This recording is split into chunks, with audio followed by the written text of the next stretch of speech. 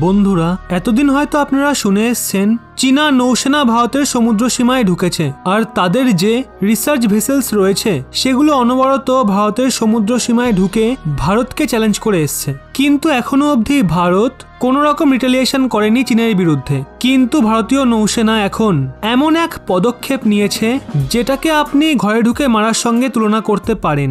কারণ চীনের যে ডেরা রয়েছে, যেখানে চীন কোনো রকম দেশকে বরদাস্ত করে না, এমনকি তারা সেখানে তৈরি থাকে আমেরিকার নৌসেনার সঙ্গে টক্কর নেওয়ার। ভারতীয় নৌসেনা সেখানেই ঢুকে গেছে।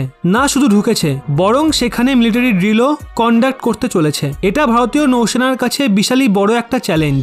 এর থেকে পরিষ্কার হয়ে গেছে যে ভারতীয় নৌসেনা ওই রণনীতির ওপর কাজ করছে, যে রণনীতি ভারতীয় নৌসেনা ও স্থলসেনা পাকিস্তানের বিরুদ্ধে প্রয়োগ করে আসছে। এখন ভারতীয় নৌসেনা রিটেলিয়েট অর্থাৎ পাল্টা জবাব নিশ্চিত রূপে দেবে। সেই সবকিছুই আজকের এই ভিডিওতে ডিটেলসে বলবো, যে কোথায় ভারতীয় নৌসেনা পৌঁছেছে আর চীনের কোন ডেরার কথা বলা হয়েছে, ওই মিলিটারি ড্রিল কোথায় হচ্ছে, কত বড় হচ্ছে, আর ভারতের কোন কোন শিপ সেখানে পৌঁছে গেছে, সেই সবকিছু আপনাদের জানাবো। শেষ অবধি সঙ্গে থাকবেন। বন্ধুরা, যেমনটা আপনারা জানেন, দক্ষিণ চীন সাগর, যেখানে চীন ভীষণই সেন্সিটিভ, যেটাকে চীনের ডেরা বলে মনে করা হয়, এমনকি যেই দেশি ওখানে আসে, যেমন ফিলিপিন্স, ভিয়েতনামের কোনো বোট যদি ওই এলাকায় আসে, তো চীনা নৌসেনা সেটাকে ধ্বংস করে দেয়। আজ্ঞে হ্যাঁ, সদ্যই 3-4টে এরকম ঘটনা ঘটেছে। এমনকি ইন্দোনেশিয়ারও একটা বোট উড়িয়ে দিয়েছিল চীনা কোস্টগার্ড। এর জন্য এটাকে ভীষণই সেন্সিটিভ এলাকা বলে মনে করা হয়। চীন এই অঞ্চলকে নিয়ে ভীষণই আক্রমণাত্মক থাকে। ভারত ভিয়েতনামের সঙ্গে মিলে একটা মিলিটারি ডিল করতে চলেছে ওই দক্ষিণ চীন সাগরেই, আর এটা চীনকে ভারতের খোলামেলা চ্যালেঞ্জ। যদি আপনারা ভারত মহাসাগরে ভারতের সমুদ্র সীমায় ঢোকেন, তাহলে আমরা এবার আপনাদের ডেরা দক্ষিণ চীন সাগরে ঢুকবো। আর এর জন্য ভারতীয় নৌসেনা নিজের শিপও ডিসপ্যাচ করেছে। ভারতের এক যে বড় শিপ রয়েছে আইএনএস কালটান, সেটাকে পাঠিয়ে দেওয়া হয়েছে। সেটা ভিয়েতনামের সঙ্গে মিলে সেখানে এক মিলিটারি ডিল সম্পন্ন করবে।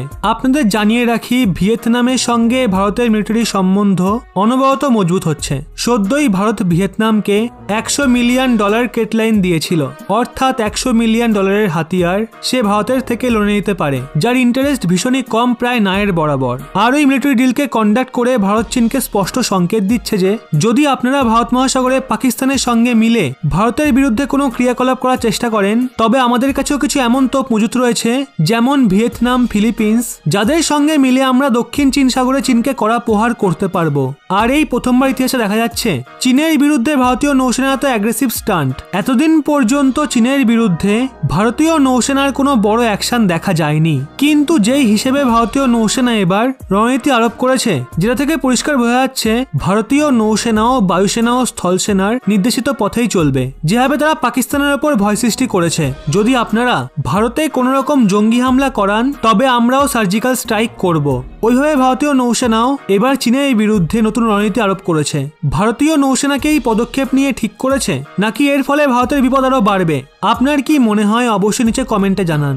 ভিডিওটি পারলে প্রত্যেককে শেয়ার করে দিন এবং এরকমই ব্যাক টু ব্যাক আপডেট পেতে রহস্য বাংলা এই চ্যানেলটি সাবস্ক্রাইব করে পাশের বেল আইকনটি অল করে রাখুন।